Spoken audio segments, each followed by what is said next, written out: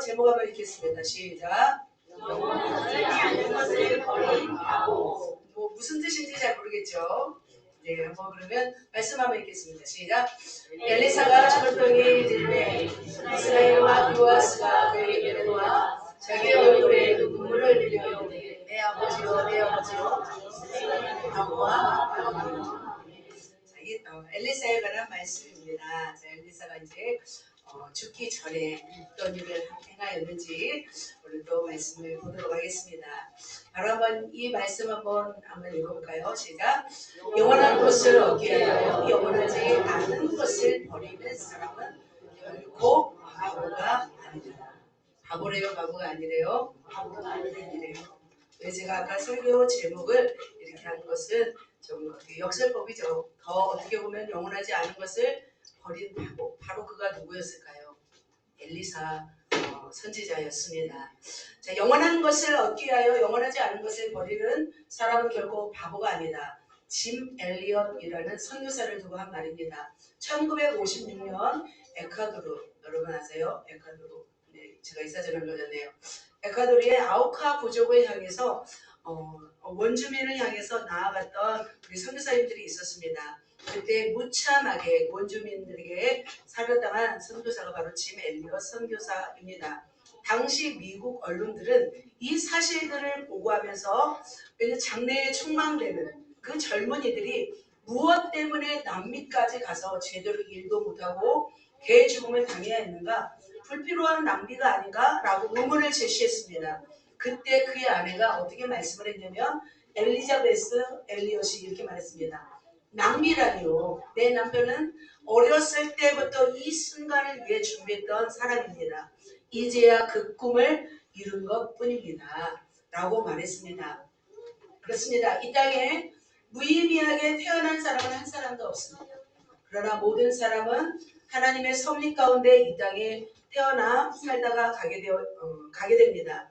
그러나 의미 있게 태어났는데 무의미하게 살다간 사람이 있고 의미 있게 태어났지만 의미 있게 살다간 사람이 있습니다. 그렇다면 어떤 사람이 의미 있는 사람일까요? 영원한 것을 위해 사는 사람은 의미 있게 사는 거죠. 영원하지 않은 것에 목숨을 걸고 살다간 사람은 어쩌면 무의미하게 살다갔다고 우리는 할 수 있습니다. 그래서 우리의 삶의 결정권은 우리가 쥐고 있는 거예요. 하나님이 여러분의 삶을 허락하셨지만 여러분의 삶을 전적으로 주장하지는 않으세요. 우리 앞에 놓인 우리의 삶의 운전대는 내가 쥐고 가야 합니다. 우리는 이 땅에 살아갈 때 한 번 살다가 가는 인생으로 모든 사람에게 공평하게 주어졌습니다. 모든 사람에게는 두 번 살지 않습니다. 한 번 삽니다. 그러나 우리의 삶은 우리의 삶의 온전한 결정은 바로 영원한 것을 향하여 전진하는 동시에 또한 영원하지 않은 것을 포기하되 바로 우리가 의미 있는 삶을 살아간다고 할 수 있습니다. 그렇다면 사랑하는 성도 여러분, 여러분은 의미 있게 살아가고 있는지요? 자, 의미 있게 살기 위해서는 우리가 무엇이 필요하냐면 전진과 포기가 필요합니다. 그렇다면 여러분은 전진하고 있는지요? 좌존간천이라는 말이 있습니다. 무슨 말인지 아세요? 우물 안에 있는 개구리가 하늘을 바라보고 있습니다. 자, 우물 안에 있는 개구리는 뭐만 볼 수 있을까요?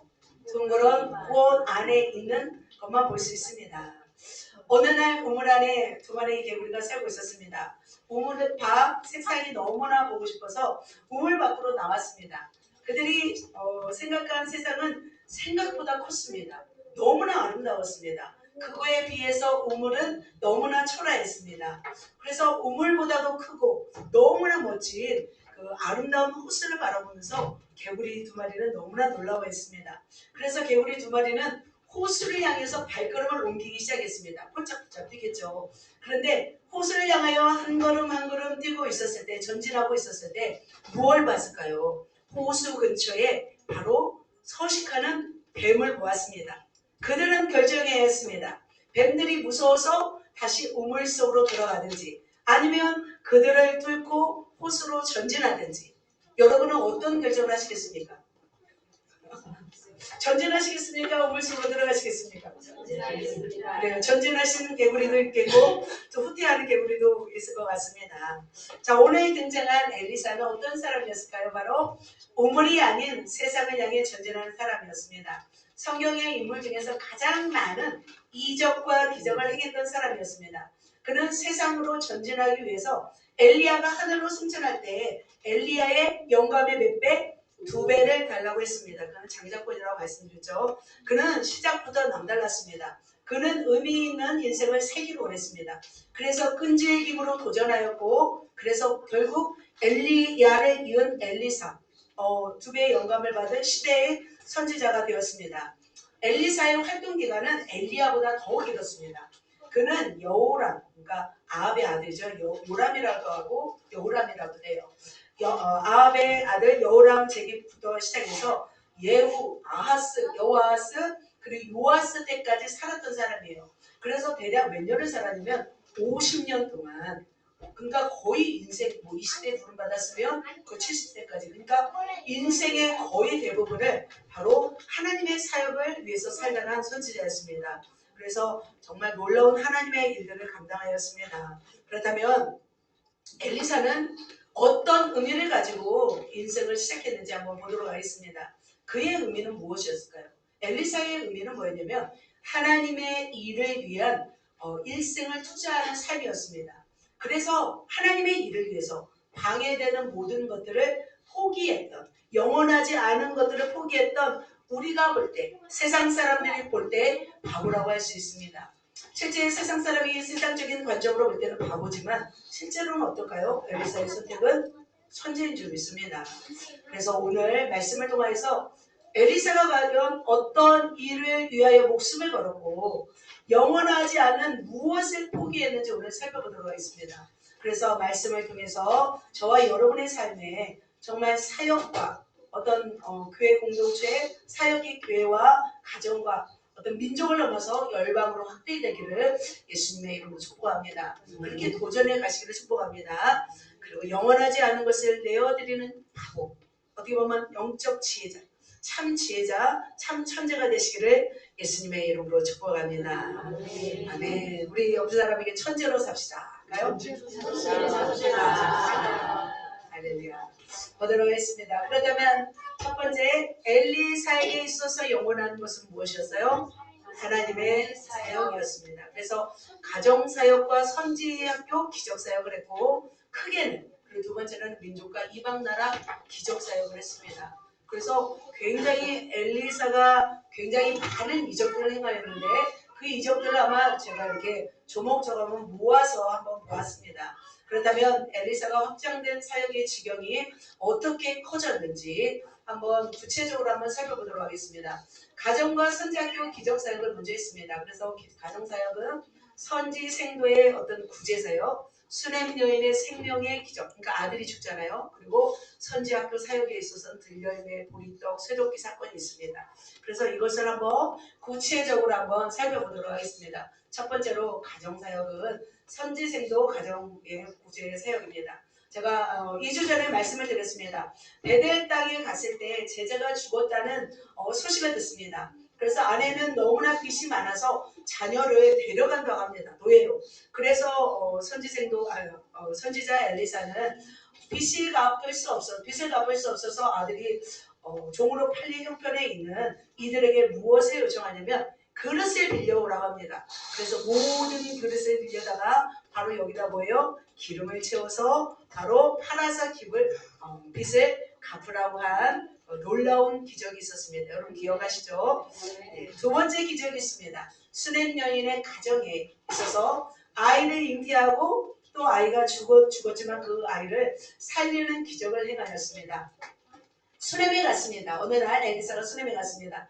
그곳에 있는 여인이 집에 숙소까지 마련해 두었습니다.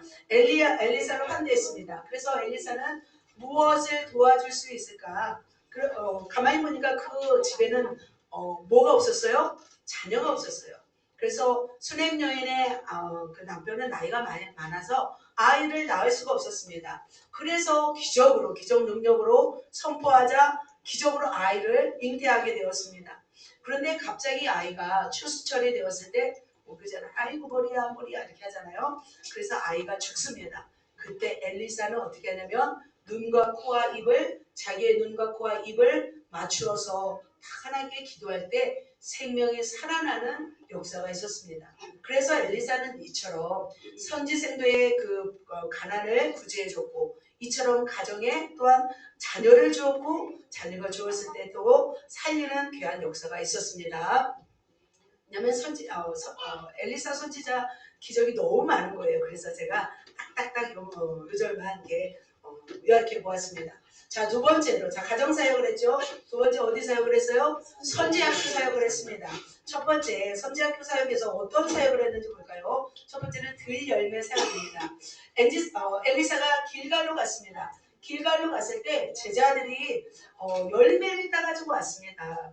들포도 이제 39절 40을 보면은 한 사람이 채소를 캐러 들에 나가서 들호박을 따왔습니다. 그런데 국에 넣었는데 그것을 먹었더니 어떻대요? 그게 굉장히 써서 먹을 수가 없었습니다. 그래서 솥에 복이 있나이다 너희 먹지 못하고 있었습니다. 바로 들포도 덩굴은 콜로신드라는 그런 식물이었는데 황갈색을 띤 오렌지 크기 열매였습니다. 그래서 지독한 쓴맛 때문에 식용으로 사용할 수가 없습니다. 그런데 이 당시에 너무나 가난했어요. 먹을 것이 없었어요.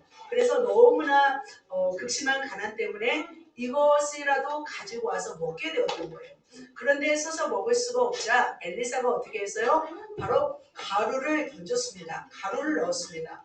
그러자 바로 복이 사라지고 쓴맛이 사라져서 먹게 되었습니다. 그래서 엘리사가 우리 같이 한번 읽어볼까요? 자, 같이 한번 시작. 엘리사가 이르되 가루를 가져오라 하며 손에 던지고 이르되 퍼다가 우리에게 주어 먹게 하라 하매 손 가운데 복이 없어지니라. 그저 마가복음 16장에 나오는 해독의 역사가 바로 엘리사에게도 일어난 것을 볼 수 있습니다. 그렇게 해서 선지생도들을 먹였습니다. 또 어떤 일이 있냐면 보리떡 20개로 몇 명을 먹여요? 100명을 먹입니다. 자, 어떤 사람이 바알 살리사에서 찾아왔습니다. 해콕식으로 만든 보리떡 20개를 가져왔습니다. 그런데 선지생도가 그곳에는 100명이 있었습니다. 그런데 먹을 수가 없었습니다. 그런데 어떻게 해요? 이것을 100명에게 주어 먹게 하라. 그러니까 엘리사는 굉장히 믿음의 사람이었습니다. 믿음으로 선포할 때 그 역사가 이루어졌습니다. 그러자 그가 그들 앞에 주었더니 여호와께서 말씀하신 대로 먹고 어떻게 된대요? 남았더라. 이렇게 말씀하고 있습니다. 보리떡 20개로 100명을 먹인 사건이 바로 엘리사 시대에도 일어났습니다. 그래서 엘리사가 나뭇가지를 물에 던졌더니 도끼가 어떻게 했어요? 도끼가 떠오르게 되었습니다. 이런 사건이 있었습니다. 그래서 가정사역과 선지학교 사역을 행하였습니다. 또 어떤 사역을 했냐면 나라와 민족 사역을 했습니다. 첫 번째로 연합군을 물리친 사건이 있었습니다. 유다의 여호사밧과 북이스라엘 여호람 그리고 에돔 왕이 3개국이 동맹하여서 바로 동맹하여서 북이스라엘을 괴롭히는 모압 땅으로 쳐들어갔습니다. 근데 7일째 되는 날 물이 너무 없었습니다. 그때 엘리사를 불러옵니다. 이때 엘리사는 어떤 말씀을 했냐면 이 골짜기에 개천을 많이 팔아 말씀하였습니다. 이렇게 예언하자 시냇물이 넘쳐 흘러서 결국은 전쟁에서 승리하는 것을 볼 수 있습니다. 또 어떤 사건이 있었냐면 아람의 군대를 잘못 적었네요. 아람의 군대를 유인한 사건이 있습니다. 아람은 북이스라엘을 호시탐탐 노리고 있었습니다. 아람 왕이 누구라고 했어요? 이름이 베나닷이라고 했죠. 베나닷은 계속하여 군사들을 내국하여서 이스라엘을 공격하였습니다. 이때 하나님의 영에 감동된 엘리사는 무엇을 알았냐면 내복 지점을 정확하게 알았습니다. 그래서 아람 왕은 이 북이스라엘에 뭐가 있다고 생각했냐면 내통하는 자가 있다고 생각했습니다. 그때 엘리사가 도단이라는 곳에 머물고 있었을 때 아람 군대가 엘리사를 잡으러 왔습니다. 호위했습니다. 그래서 엘리사의 몸쪽이 나가보니까 아람 군대가 너무나 많이 있는 거예요. 말과 병거가 온 성을 둘러싸고 있었습니다. 그래서 엘리사의 몸쪽은 두려워 떨면서 굉장히 무서워하고 있었습니다. 그때 바로 엘리사가 기도합니다. 어떻게 기도했냐면 원하건대 여호와의 원하건대 그의 눈을 열어서 보게 하옵소서 하니 같이 읽습니다. 여호와께서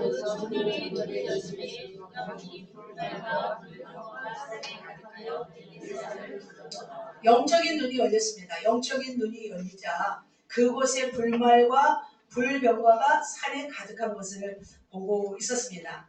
자, 그리고 나서 엘리사는 다시 한번 기도를 합니다. 어떻게 기도하냐면 저들의 눈을 어둡게 하여 주십시오 라고 합니다. 그래서 저들의 눈을 우리를 어둡게 하여 주십시오 하자 하나님이 어떻게 하냐면 그들의 눈을 어둡게 하십니다. 그래서 어둡게 하자 아람 병사들을 어디로 데려가냐면 바로 사마리아 북이스라엘의 수도로 데려갑니다. 왕의 앞으로 데려갑니다. 그러자 이스라엘의 왕은 너무나 신났죠. 그죠? 엘리사가 그 아람 병사들을 다 데리고 사마리아 적진 가운데 데리고 왔기 때문에 그러죠. 여호람이 그랬죠. 내 아버지여 이들을 치리이까? 내가 이들을 치리이까? 라고 말하자 치지 마소서. 칼과 활로 사로잡은 자에게 어찌 치리이까? 떡과 물을 그들에게 줘 먹고 마시게 하고 그들 주인에게 돌려보내소서. 그래서 돌려보내게 됩니다. 그리고 나서 이제 사마리아에 다시 침입해서 또 이제 사람을 삶아먹는 막 그런 장면이 이 다음에 일어납니다. 그리고 나서 아람 군대가 다 그것을 버리고 갑니다. 자, 이처럼 나라와 민족 사역을 하였습니다. 그리고 마지막으로 누구를 왕으로 세워요? 예후를 왕으로 세웁니다. 자, 이처럼 바로 아합의 아들 여호람, 아하시아를 섬겼습니다. 그런데 이 아합의 가문을 물리칠 왕이 누구냐면 예후였습니다. 왕들을 섬기면서 또 다음 누구를 예후를 왕으로 기름 붓는 일을 하였습니다. 바로 길르앗 라못이라는 곳이 있습니다. 이곳은 굉장히 곡창지대였어요. 요단강 건너편에 있습니다. 그래서 아합과 북이스라엘이 전쟁 중에 있었습니다. 그때 엘리사의 제자 한 사람을 보냅니다. 그리고 예후의 수비대 장막 안으로 들어가서 예후에게 기름을 붓습니다. 그래서 결국 예후를 통하여서 이 아합 가문을 다 징계하는 것을 볼 수 있습니다. 자, 이처럼 엘리사는 가정과 학교 사역, 그 다음에 나라와 민족 사역을 했습니다. 자, 세 번째로 어떤 사역을 했어요? 같이 읽습니다. 이방 나라의 기적 사역. 이제 이방까지 나아갔습니다. 사실은 민족과 가정만 살려도 굉장히 큰 일입니다. 그러나 자기 나라뿐만 아니라 이방에까지 나아갑니다. 자, 어떤 사역을 했을까요? 아람 장군 나아만을 고칩니다. 자, 어느 날이었습니다. 아람으로부터 편지 한 통을 받습니다. 이스라엘 왕은 그 편지를 받고 사색이 되었습니다. 이유는 뭐였냐면 자신이 너무나 아끼는 아람의 군대 장관이 병이 걸렸어요. 문둥병이 걸렸어요. 그래서 이 병을 치료해달라는 것이었습니다. 그래서 나아만의 병을 치료해달라고 하는 이 편지를 보자마자 이스라엘 왕은 어땠어요? 옷을 찢고 한다고 했습니다. 왜냐하면 못 고치면은 쳐들어오겠다는 경고라고 생각했기 때문이죠. 이때 엘리사는 과감히 나아갑니다. 나아만을 자기에게 보내도록 왕에게 요청합니다. 그래서 나아만은 어떻게 이렇게 알게 되었냐면 사실 나아만은 전쟁이 있었어요. 이스라엘을 침공했었어요. 그래서 이스라엘 침공해서 포로로 잡아왔어요. 어린 아이를, 어린 소녀를. 그런데 이 어린 소녀가 바로 병을 치유하는 선지자가 이스라엘에 있다고 말을 했습니다. 그래서 아람 왕에게 말하자 아람 왕이 편지를 써서 바로 북이스라엘에게 전한 것이었습니다. 바로 나아만은 이처럼 이스라엘을 침공하여서 바로 포로로 아이까지 잡아간 어떻게 보면 적국의 뭐예요? 원수지, 원수. 그죠? 우리는 뭐 나아만이 치료됐다 이거에 집중하지만 사실은 이스라엘 편에 있어서는 굉장히 심각한 사람인 거죠. 원수인 거죠. 그럼에도 불구하고 엘리사는 적국의 장수 나아만을 상대하였습니다. 그리고 그를 치유하였습니다. 어떻게 치유하라고 하였냐면 바로 이렇게 치유하라고 하였습니다. 같이 읽겠습니다. 엘리사가 사자를 그에게 보내이르되 너는 가서 요단강의 몸을 몇 번 씻으라? 7번 씻으라. 내 살이 볼게요. 깨끗하리라 하는지라. 엘리사는 문에도 나오지 않았습니다. 친히 손에 대고 안수하지도 않았습니다. 집 안에서 말만 할 뿐이었습니다. 그러자 나아만은 화가 났습니다. 여호와의 이름을 부르고 상처 위에 손을 대고 고칠 것이라 생각하였는데 그 더러운 요단강에 몸을 씻으라고 했습니다. 그때 이제 신하 중에 한 사람이 이렇게 말하죠. 체면을 버리고 시키는 대로 요단강에 씻으십시오. 그죠? 이보다 더 큰 일을 하라고 했어도 하지 않겠습니까? 라고 이렇게 말하는 것을 볼 수 있습니다. 결국 어떻게 했어요? 7번을 들어가서 요단강에 씻으니까 그 나병이 치료가 되었습니다. 자, 나아만을 고쳐주면 이스라엘에게는 유익해요? 불유익해요? 불이익이죠. 불이익이죠. 그럼에도 불구하고 하나님의 섭리 가운데 나아만을 치료한 것을 볼 수 있습니다. 그냥 하나님이 원하시는 일을 하게 하는 바로 그런 사람이었습니다. 그래서 이렇게 요단강에 들어가서 치료를 받습니다. 그리고 나서 또 어떤 일을 하냐면 누구를 세워요? 하사엘을 왕으로 세워요. 이 하사엘은 아람의 장수였습니다. 베나닷이 바로 왕이었고 베나닷의 장수가 바로 하사엘이었습니다. 하나님은 엘리야에게 지시하였어요. 하사엘에게 기름을 부어 아람의 왕이 되라고 하였습니다. 그런데 그 사역을 누가 하냐면 엘리사가 대신하는 것을 볼 수 있습니다. 자, 엘리사는 다메섹으로 갔습니다. 그때 아람 왕 베나닷이 병이 들었습니다. 그래서 왕은 하사엘에게 말합니다. 가서 이 병이 낫겠는지 누구에게 물어보라? 여호와에게 물어보라. 참 그리고 다행이죠. 그래서 하사엘은 바로 여호와를 만나기 위해서 여호와의 선지자 엘리사를 만나기 위해서 왔습니다. 그런데 엘리사는 이때 무슨 얘기를 하냐면 베나닷이 사실은 죽고 하사엘이 왕이 될 것을 알았습니다. 그래서 그가 그리고 어떻게 행할 것을 알았습니다. 그래서 가서는 베나닷에게 네가 살겠다라고 얘기하라고 합니다. 결국 어떻게 해요? 하사엘이 베나닷을 죽이고 이제 왕이 된 것을 볼 수 있습니다. 자, 이렇게 하사엘을 왕으로 세운 것은 사실은 이스라엘에게도 굉장히 불이익이었습니다. 왜냐하면 그가 어떻게 할 것을 알았기 때문이죠. 하지만 하나님이 이스라엘을 징계하기 위해서 하사엘을 도구로 사용하기 위하여 그를 왕으로 세우는 것을 볼 수 있습니다. 철저하게 엘리사는 하나님의 뜻 안에서 이 모든 일을 하게 되었습니다. 제가 굉장히 빨리빨리 이 사역을 이렇게 말씀드렸습니다. 그래서 핵심적인 것은 뭐냐면 엘리사는 이처럼 가정과 선지학교, 어떻게 보면 교회죠. 그리고 민족과 나라, 그리고 열방에까지 그는 사역이 확대되었습니다.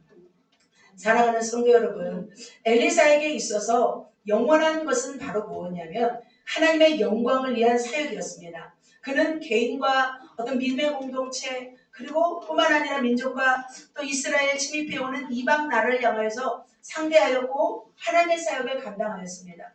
이처럼 그가 전심전력으로 기적을 행하면서 또 하나님의 영광 나타내면서 사역 지경을 확대하였습니다. 그렇다면 사랑하는 성도 여러분, 그가 왜 의미 있게 살았냐면 이처럼 도전하였기 때문인 줄 믿습니다.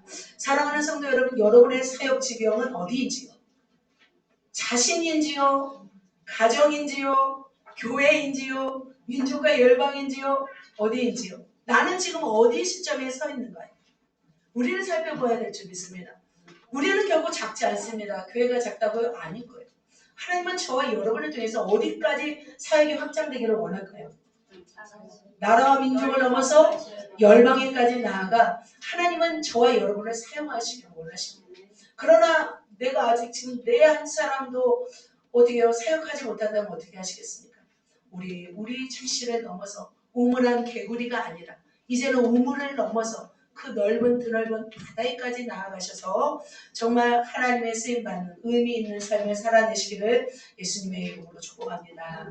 우리 옆 사람에게 사역 지경이 확대되시기를 축복합니다. 넘길까요?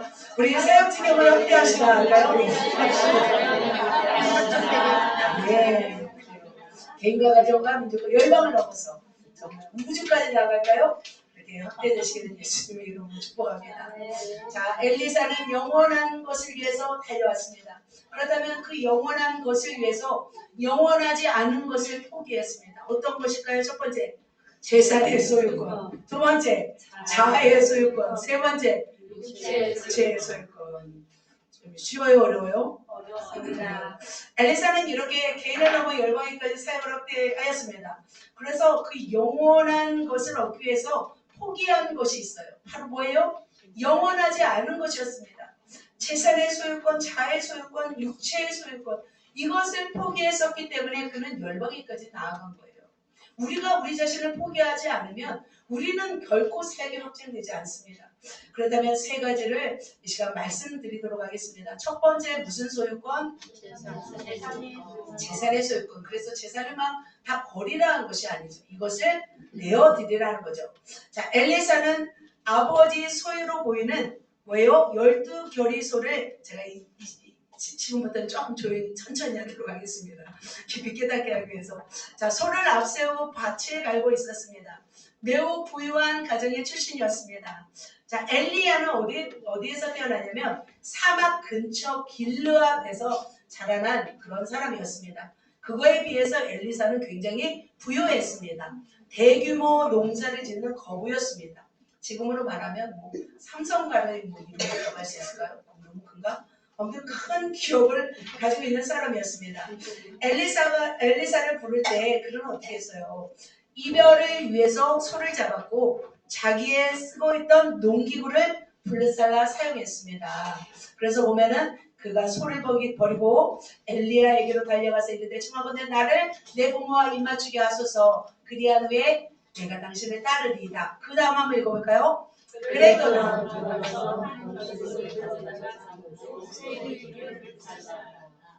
사업을 할 수 있는, 농사를 지을 수 있는 모든 것을 어떻게 해버렸어요? 불살라버렸어요. 내가 그것을 하겠다 안 하겠다? 안 하겠다는 거죠. 그러니까 그는 자신의 유산이 될 재산에 대해서 조금도 미련이 없었어요. 가문을 이어받아서 더 큰 가문을 일으킬 어떤 소유조차도 그는 포기하였습니다. 형제가 몇 명인지는 모르겠어요. 그죠? 엘리사에게 부인이 있었는지 자식이 있었는지도 모르겠어요. 아마 대머리였기 때문에 좀 잘 없지 않았을까라는 생각도 들고 아니 그렇진 않죠. 자, 그래서 아무튼 자신의 모든 소유를 포기하고 전적으로 하나님께 헌신했습니다. 뿐만 아니라 그렇다면 자 이렇게 버리고 달려와서 사역을 했다면 사역하는 중에도 만약 물질의 욕심이 있었을 거 아니에요. 그죠? 그런데 그 물질의 욕심에 대해서 없었어요. 아까 기억나세요? 아까 나만 장군이 치료받으러 왔습니다. 이때 엄청난 보물을 가지고 엘리사를 찾아온 거 아세요? 엘리사의 말대로 그는 7번 씻어서 치유받았습니다. 그래서 나아만은 너무나 고마웠습니다. 찾아와서 뭘 받으라고 해요? 예물을 받으라고 합니다. 그런데 나아만이 받으라고 강권하되 그가 뭐예요? 거절하니라. 그렇다면 여러분도 거절하시겠습니까? 한번 봐요. 얼만큼 많이 줬는지. 자, 제가 가지고 계산했습니다. 은 몇 달란트? 10달란트. 금 6,000개. 은 10달란트면 20에서 40kg예요. 한 달란트가. 10달란트면 중간으로 하면 340kg. 그러면 은 1kg가 얼마인지 아세요? 은 1kg가 160만 원이에요. 지금 시세로. 그러면 1,600만 원이에요. 자, 이거는 은은 뭐 안 받고 치고 금이 몇 개? 6,000개. 그거는 6,003개를 의미한대요. 1세계를 이렇게 따져보니까 바로 6,000개는 몇 킬로? 68.4kg. 지금 금 1kg가 얼마인지 아세요? 1억 600만 원이에요. 어제 시세로. 그래서 1억 600만 원 곱하기 68kg. 4 빼면 얼마예요? 68억. 자, 엘리사는 얼마를 손해본 거예요? 안 받은 거예요? 68억이에요. 1,600만 원 안 받아도 나는 지금 책 가는 거 안 받고 금이라도 받잖아요. 근데 받아요 안 받아요? 안 받아요. 이미 재산에 그 소유권이 포기되었어요. 받지 않을까요? 안 받죠. 받아서 교회 짓게요. 교회는 그래요. 성도들이 헌금했을 때 그래요. 나 같으면 받겠는데. 자, 이렇게 유혹이 밀려왔어. 그죠, 유혹 밀려잖아요. 자, 나아만 장군의 이 선물을 받지 않은 사람이 바로 엘리사였습니다. 그런데 저 그렇게 받아가지고 아까 뭐 빌려왔어요? 선지생도가 도끼 빌려왔잖아요. 도끼 빌려와서 막 나무 패가지고 학교 짓느니 차라리 저거 받아가지고 딱 해버리면 되는데 참 받지 않은 이유가 있었나 봐요. 그러자 몸종인 게하시가 어때서 욕심이 들어갔습니다. 뒤쫓아가서 거짓으로 속여서 나만에게 나갑니다. 은 1달란트와 옷 2벌을 달라고 해서 가져옵니다. 이때 가져와서 숨기잖아요. 근데 엘리사는 알아요, 몰라요? 다 알아요. 5장 26절에 이렇게 말씀하고 있습니다. 엘리사가 이르되 한 사람이 수레에서 내려 너를 맞이할 때 내 마음이 함께 가지 아니하였느냐. 같이 읽을까요? 지금이 어찌 은혜를 받으며 옷을 받으며 양이자 네, 이렇게 말하고 있습니다. 지금이 어찌 은혜 받으며 옷을 받으며 예물을 받을 때냐. 바로 이 말은 뭐냐면 나라가 이 지경이고 백성들이 하나님을 떠나 죄를 짓고 사는데 그것을 얻는들 무슨 소용이 있겠느냐. 나라가 망하고 기울여지고 있는데 돈의 의미가 무슨 의미냐. 그러잖아요. 우리나라가 만약에 침략을 당했어요. 그러면 제일 먼저 고통하는 사람이 누구예요? 돈 많은 사람들이죠. 가장 좋은 사람, 가장 그래도 여유가 있는 사람은 은행의 빚이 많은 사람이겠죠. 그죠? 어떻게 보면. 자, 이처럼 이렇게 엘리사는 고통당하는 백성들과 함께 시대적 고난을 당하면서 물질의 소유권을 내어드렸습니다. 사랑하는 성도 여러분, 밭을 갈고 대재산을 갖고 있었던 엘리사는 재물에 욕심이 없었습니다. 만족이 없었던 거예요. 민족과 열방의 어떤 도구가 되는 무엇이 있었냐면 목마름이 있었습니다. 큰 가치를 소유한 사람은 큰 가치를 방해하는 것을 어떻게 생각해요? 무가치하게 생각하는 것을 볼 수 있습니다. 그에게 있어 큰 가치는 뭐냐면 갑절의 영감을 받아 쓰러져가는 민족을 구하는 선지자의 어떤 그런 사명이었습니다. 그래서 물질의 소욕조차도 내어드릴 수가 있었습니다. 나라가 위험에 처했고 기울어지고 나라를 잃으면 여러분 재산이 소욕이 있어요? 재산이 소용이 없는 거예요. 그래서 하나님의 사람은 무엇을 가장 먼저 내어드릴 수 있을까요? 내어드려야 할까요? 바로 물질의 소유인 줄 믿습니다. 그래서 하나님은 이렇게 말씀하시죠. 주님을 섬길 때 재물을 겸하여 하나님을 섬길 수 없다고 말씀하고 있습니다. 모든 인간 속에는 뭐가 있냐면 재물에 대한, 돈에 대한 욕심이 있습니다.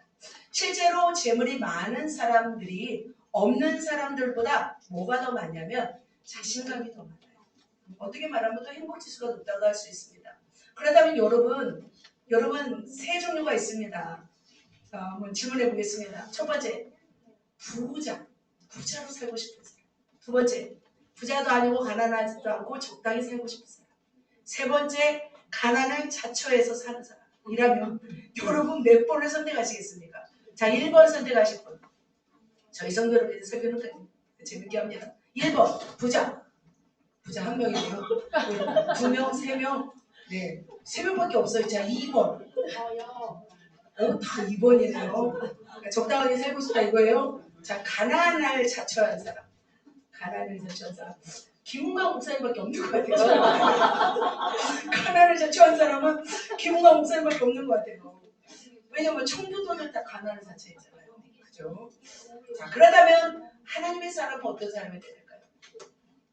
물질을 초월하는 사람이 되야 될 줄 믿습니다. 사도 바울이 그러잖아요. 내가 풍부에도 처할 줄 알고 궁핍에도 처할 줄 알아서 일체의 비결을 배웠다 말씀하고 있습니다. 그래서 저는 우리 교회 다 가난하면 안 돼요.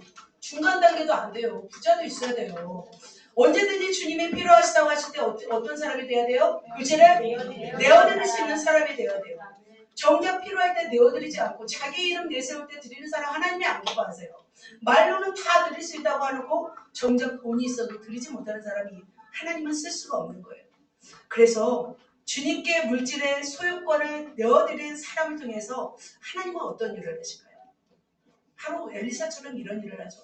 가난한 자 같으나 남을 어떻게 하는 자? 부유케 하는 자이잖아요. 자, 엘리사는 물질의 소유권을 내어드린 동시에 축복권을 가졌습니다. 그래서 가난한 아까 과부 어떻게 했어요? 부자에게 만들었죠. 그죠? 선지생도야 아가 안에 바로 그 빚을 다 갚아주는 삶을 살았습니다. 사랑하는 성도 여러분, 물질의 소유권을 내어드린다는 것은 내가 가난을 자처하는 것이 아니라 내가 풍부에 처해든지 궁핍에 처해든지 일체의 비결을 배우면서 하나님이 언제든지 쓰시고자 할 때 드릴 수 있는 그런 물질의 청지기가 되시기를 예수님의 이름으로 축복합니다. 아멘. 자, 두 번째. 자, 그가 가진 소유권이 무엇이었어요? 읽어보겠습니다. 마음의 소유권이었습니다. 그는 영원하지 않은 건 마음의 소유권, 자의 소유권. 우리는 우리가 원하는 대로 우리의 마음 가는 대로 살아가고 있습니다. 그런데 그렇게 살아가는 것이 멋져요? 아니면 좀 멋지지 않을 때가 있어요? 멋지지 않을 때가 있어요. 왜냐면 왜 그럴까요? 우리의 자아에서 나오는 본능은 뭐예요? 대부분 다 타락한 본능이에요. 그래서 제가 로마서를 지금 강의하고 있습니다. 하나님의 붙잡아주지 않으면, 하나님의 은혜를 주시지 않으면 우리의 타락한 본능은 진노만 쌓일 뿐이에요. 그래서 하나님이 우리에게 은혜를 주시기 때문에 우리의 마음은 선하게 작동하게 되어 있습니다. 봐봐요. 우리가 많이 은혜 받지 않아 봐요. 여러분의 마음이 어떻게 되는지 아세요? 굉장히 황폐합니다. 굉장히 노를 바랍니다. 굉장히 왜요? 강박합니다. 그런데 하나님의 은혜가 있기 때문에 우리 마음이 선하게 작동합니다. 그렇다면 우리의 자아를 내 방법대로 내 뜻대로 사용하는 것이 좋을까요? 아니면 주님께 내 자아와 내 마음을 내어드리는 게 좋을까요? 주님께 내어드려야 합니다. 할렐루야. 그렇게 내어드리시길 축복합니다. 네. 바로 그렇게 내어드리는 자를 통해서 하나님의 역사가 시작합니다. 하나님은 그렇게 준비된 자를 통해서 일하십니다. 엘리사는 그의 마음의 소유권조차 하나님께 드렸습니다. 그는 자신의 생각과 감정으로 살지 않았습니다. 그는 굉장히 무서울 만큼 믿음의 사람이었고 하나님을 감동시킨 사람이었습니다. 그래서 그의 감동을 보면 참 다른 것을 볼 수 있습니다. 첫 번째 그의 감정은 어떤 마음이었어요? 준엄함이 있었습니다. 여러분 엘리사가 언제 준엄한지 아세요? 바로 이때 준엄했습니다. 엘리사가 이제 선지자의 어떤 영감을 받고 베델로 올라가고 있었을 때 작은 그런 아이들, 청소년들이었죠. 성읍에서 엘리사와 하나님을 조롱하였습니다. 그 당시는 우상을 섬기고 있었던 아이들이었기 때문에 그 아이들의 생각은 우상적인 생각이었습니다. 하나님을 멸시하는 생각이었습니다. 그래서 너도 대머리에 올라가라 하잖아요. 이 뜻은 뭐냐면 엘리야처럼 너도 가버려라라는 뜻이에요. 너도 올라가 버려라. 그때 엘리사는 가만히 있지 않았습니다. 여호와의 이름으로 저주하자 숯불에서 안곰들이 나와서 42명을 찢습니다. 이때 엘리사는 굉장히 냉엄하고 준엄하였습니다. 하나님이 진노하시는 하나님의 공의로운 마음이 있었습니다. 이제 엘리사를 통해서 나라의 어떤 흥망성쇠를 결정하고 나라의 위기 가운데 엘리사를 통해서 하나님이 하실 일들을 하셔야 되는데 이 42명의 아이가 하나님을 조롱하였습니다. 그때는 굉장히 마음이 냉철하였습니다. 그런데 이처럼 엘리사는 냉철하고 준엄하고 어떤 무서운 마음이 있기도 하고 또 엘리사가 항상 그러지는 않았습니다. 또 두 번째 마음은 어떤 마음이었냐면 긍휼함이었습니다. 그가 도단에 이를 때 아람 군대가 아까 엘리사를 잡으라고 왔습니다. 그때 눈을 열어서 하늘에 있는 불병과 불말을 보았고 다음에 사마리아로 왔습니다. 사마리아 성으로 왔을 때 아합 그 아들은 어떻게 했어요? 아버지가 내가 저들을 치리까 말하잖아요. 그때 살려줘야 돼요? 살려두지 말아야 돼요? 사실은 살려두지 말아야 되죠. 그런데 어떻게 말해요? 그들에게 호의를 베풉니다. 호의를 베풀어서 바로 떡과 물을 마시게 하여서 바로 그들에게 돌려보내는 것을 볼 수 있습니다. 그들이 하나님을 대적하지도 않았고 또 하나님을 거역하지도 않았습니다. 그래서 엘리사는 바로 그들을 돌려보낼 수 있는 그런 긍휼한 마음이 있었던 것을 볼 수 있습니다. 자, 마지막으로 세 번째 바로 애통함이 있었습니다. 이게 누구냐면 하사엘이에요. 하사엘이 이제 드디어 왕이 됩니다. 하사엘이 왕이 될 것을 선포하면서 갑자기 쏘아오면서 울었습니다. 왜냐하면 하사엘이 자기 백성을 어떻게 죽이고 어떻게 괴롭힐지를 알았기 때문이죠. 바로 이 말씀이죠. 같이 한번 하사엘이 이르되 내 주 어찌하여 오시나이까 하는지라 같이 읽습니다. 대답하되 내가 이스라엘 자손에게 말하고 내가 그대 손에 불을 지르며 장정을 칼로 죽이며 어린아이를 맺히며 아이의 분노를 가르리라. 자, 엘리사의 마음은 찢어졌어요. 그가 어떻게 이스라엘을 행할 것을 알았어요. 성에 불을 넣으며 장정을 칼로 죽이며 어린아이를 내어치며 아이의 분노를 가르리라. 엘리사는 하사엘을 왕으로 세운다는 것은 정말 가슴이 미어지는 일이었습니다. 자신의 백성, 이스라엘 백성을 죽일 자임에도 불구하고 그는 왕으로 세웠어요. 왜 그랬어요? 왜 그렇게 할 수 있었어요? 엘리사는 자신의 마음의 소유권이 없었어요. 자아의 소유권이 없었어요. 그는 자기 마음대로 살지 않았습니다. 온전하신 하나님의 마음으로 살았고 그래서 하나님의 뜻을 이루기 위해서 이런 일을 행한 것을 볼 수 있습니다. 왜냐하면 하사엘을 통해서 이스라엘 백성들이 하나님을 거역할 때 그때 징계의 도구로 사용하기 위해서 하사엘에게 기름을 부어야 했기 때문입니다. 그렇다면 사랑하는 성도 여러분, 여러분에게는 얼마만큼의 하나님의 마음이 있는지, 내 마음이 아니라 내 감정이 아니라 내 어떤 연민이 아니라 내 육의 속성이 아니라 온전하신 하나님의 내 마음을 주장할 때 내어드릴 수 있는지요. 온전히 하나님과 함께 되면 어떻게 되냐면 하나님이 기뻐하시는 사람을 보면 기뻐해요. 때로는 하나님이 슬퍼해야 될 사람을 보면 슬퍼해요. 하나님이 때로는 진노하시는 사람을 보면은 마음에 분노가 일어나기도 합니다. 그래서 어떤 사람은 여기서 불붙는 진노가 생기기도 하고 어떤 사람에 대해서 애통이 생기기도 하고 어떤 사람을 향해서 긍휼이 생기기도 합니다. 바로 하나님은 하나님의 마음으로 영혼을 바라보는 자가 하나님 사용하십니다.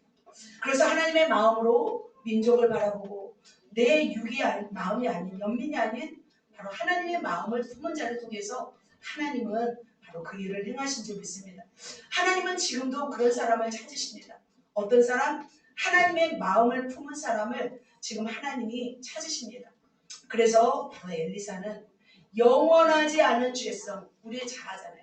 영원하지 않은 우리의 육체의 어떤 소유에 된 그 자의 마음을 온전히 하나님께 내어드렸어요. 그래서 하나님이 귀하게 사용하신 줄 믿습니다. 사랑하는 성도 여러분, 여러분의 자의 마음을 이제 우리 교회에서는 그걸 내어드리는 파쇄하는 기도도 하면서 내어드리는 과정도 합니다. 그래서 온전히 내어드려서 주님의 마음에 합한 마음으로 또 내어드릴 때 하나님이 여러분을 귀하게 사용하실 줄 믿습니다. 자, 마지막입니다. 그는 무엇의 소유권을 내어드렸어요? 육체의 소유권. 자, 드디어 그가 어떻게 죽어요? 병들어 죽음을 맞이합니다. 자, 같이 한번 읽을까요? 엘리사가 죽을 병이 되매 이스라엘의 왕이 와스가 그에게로 내려와 자기 얼굴에 눈물을 흘리며 이르되 내 아버지여 내 아버지여 이스라엘의 병거와 마을이여. 네, 그는 병들어서 이제 죽음을 맞이하려고 하고 있습니다. 자, 병이 들었어요. 그러면 집에서 어떻게 해야 돼요? 집에서 쉬어야 돼요. 근데 누구에게 와요? 왕에게 옵니다. 그는 마지막까지 이스라엘을 돌봅니다. 왕을 돌봅니다.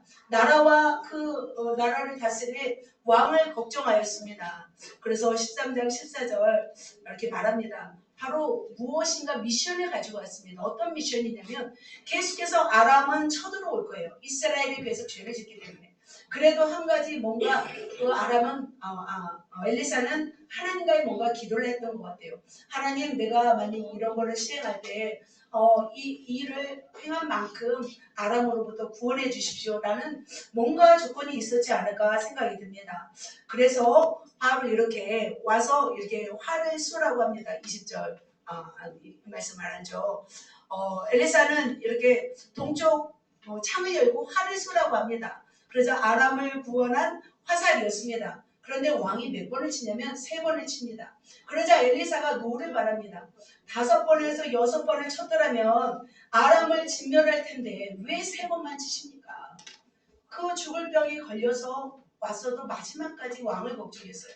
아람으로부터 구원받기를 너무 원했어요. 그래서 이처럼 엘리사는 종횡무진 다니면서 죽은 자도 살렸고 병을 고쳤고 또 선지학교와 함께 나라 열방과 민족까지 다 이렇게 사역을 했습니다. 그리고 이렇게 하나님의 뜻을 전합니다. 그리고 나서 이렇게 마지막으로 이 왕을 만나고 병들어서 죽게 됩니다. 같이 한번 읽겠습니다. 엘리사가 죽습니다. 엘리사가 죽으니 그를 장사하고 해가 바뀌며 모압 도전에 엘리사가 죽었습니다. 능력 많은 사람이었습니다. 자, 사역자가 병들어 죽었다는 것은 비참한 일일까요? 사람들은 말하죠. 왜 능력으로 자신을 고치지 않았냐고 말할 수도 있습니다. 여러분은 어떻게 생각이 드시는지. 그러나 분명한 것은 뭐냐면 인간의 육체는 뭐가 있어요? 한계가 있어요. 인간은 신이에요? 아니에요? 아니에요. 엘리사도 신이에요? 아니에요? 아니에요. 그렇다면 엘리사가 병들어 죽었다는 것은 그만큼 어떤 거냐면 육체를 다 쏟아부어 하나님의 사역을 했다는 거죠. 그래서 모든 사람은 기력이 쇠하여 죽든지 병들어 죽어요. 하나님의 사람도 병들어 죽을 수 있습니다. 그죠? 여러분도 다 죽죠. 병들어 죽든 교통사고 나서 죽든 뭐 순교를 당하든 어떻게 하든 인간은 다 죽습니다. 여기서 우리는 엘리사가 왜 죽었냐, 뭐 병들어 죽었냐 이것을 논하기 전에 중요한 건 뭐냐면 어떻게 죽었느냐가 중요한 것이 아니라 그의 생애 동안 주님을 위하여 영혼을 위하여 어떻게 살았느냐가 더 중요하다는 거죠. 그가 죽기 전에 그는 어떤 삶을 살았을까요? 엘리사는 그의 생명 다하기까지 그의 몸을 소유권을 포기하고 살았습니다. 그래서 몸을 아낌없이 하나님의 나라를 위해서 하나님의 일을 위해서 헌신하였습니다. 그런데 놀라운 일이 있어요. 자, 엘리사가 죽었어요. 그래서 이제 다 죽어서 썩어서 뼈만 남았습니다. 그런데 바로 누가 왔어요? 모압 도적대들이 그 땅에 왔어요. 그런데 마침 장사하는 자들이 그 도적대를 보고서 시체를 어디다 던져요? 엘리사의 묘실에 들어 던짐에 같이 있습니다. 시체가 엘리사의 뼈에 닿고 무슨 일이에요? 죽은 자가 살아났어요. 자기는 병들어 죽어도 다른 사람을 살리는 사람인 거죠. 바로 이런 사람이 육체의 몸의 소유권을 저는 이전한 사람이라고 생각이 듭니다. 사랑하는 성도 여러분, 많은 사역자들, 또 주의 종들, 또 많은 권사님들, 주님을 위해서 애쓴 사람들이 많은 질병에 시달립니다. 스트레스에, 당뇨에, 고혈압에, 신경쇠약에, 우울증에 시달립니다. 왜 걸릴까요? 그들이 죄를 지어서 걸릴까요? 저는 그만큼 고생하기 때문에 걸릴 거라 생각이 듭니다. 얼마나 애타며 부르짖으며 말씀을 연구하며 밤잠을 자지 못하고 하나님의 사명을 감당하기 위해서 자신의 몸을 돌보지 않은 결과 많은 주의종들이 아픕니다. 그래서 정말 주님을 위해서 헌신하는 분들은 대부분 아프세요. 조카는 목사님도 아프셨고 하영규 목사님도 아프셨죠. 그래서 첫 번째는 피로, 여러분도 오잖아요. 두 번째로 과로, 세 번째 뭐예요? 신경쇠약, 네 번째 뭐예요? 우울증, 다 걸려요. 그러나 어떻게 해요? 이렇게 아플지라도 왜 이렇게 사냐면 주님 앞에서 기도하면서 주님의 은혜로 살아간 적이 있습니다. 누군가가 말합니다. 주님의 일을 하는 주의 종이 극한 직업이라고. 여러분 그렇게 생각하지 않을지 모르지만 굉장히 극한 직업입니다. 쉽지 않습니다. 자신과 싸우고 죄와 싸우고 마귀와 싸우고 성도들을 진리로 이렇게 졸고 있으면 우리 딸 졸고 있네요. 우리 딸 졸고 있는 우리 딸을 보면서 제 마음이 찢어집니다. 그러면서 어떻게 하든지 주의 길로 인도하려고 정말 이렇게 역사합니다. 그러면 주의 어떤 성령께서 함께 하셔서 견딥니다. 그렇다면 사랑하는 성도 여러분, 여러분이 제자라면 우리는 어떤 삶을 살아가야 될까요? 우리의 몸을 드리지 않고는 주님의 사명을 감당할 수 없습니다. 우리의 소중한 육체를 죽게 드리는 삶을 통해서 주님의 사역이 확장됩니다. 우리의 몸은 굉장히 소중해요, 안 소중해요? 소중해요. 녹슬어 사용하지 않고 망가진다면 아까워요, 안 아까워요? 아까워요. 기운 팔팔할 때, 그죠? 주님께 내어드린 사람과 다 늙어서 매가리가 없을 몸을 드린 것과 무슨 차이가 있어요? 저 목사님께 드린 말씀 아니에요? 나한테 하는 말 같고 지난주도 말씀하시는데 아니에요. 그래서 지금 젊다는 건 뭐예요? 그냥 나이가 20대가 젊은 게 아니라 생각과 마음과 열정이 젊은 사람을 저는 젊다고 합니다. 이 젊었을 때 우리는 드려야 될까요? 안 드려야 될까요? 주님을 위해서 우리의 육체의 소유권을 내어드리시길 축복합니다. 그래서 남은 생애에 주님께 드려서 아름다운 결실 맺으시기를 축복합니다. 여산하게 말씀드릴까요? 우리 육체를 드립시다. 자, 말씀을 뵙습니다. 설교를 오늘 오래죠. 자, 그래서 엘리사의 영원한 것 바로 이런 일이었습니다. 영원하지 않은 것 바로 이 소유권이었습니다. 자, 이렇게 주님의 영원한 것을 위해서 여러분의 또 영원하지 않은 것을 내어드려서 결국 여러분의 지경, 개인과 가정과 민족과 열방까지 지경이 확대되어 한 나라를 살리고 시대를 살리는 귀한 하나님의 사람들 다 되시기를 예수님의 이름으로 축복합니다. 기도하겠습니다.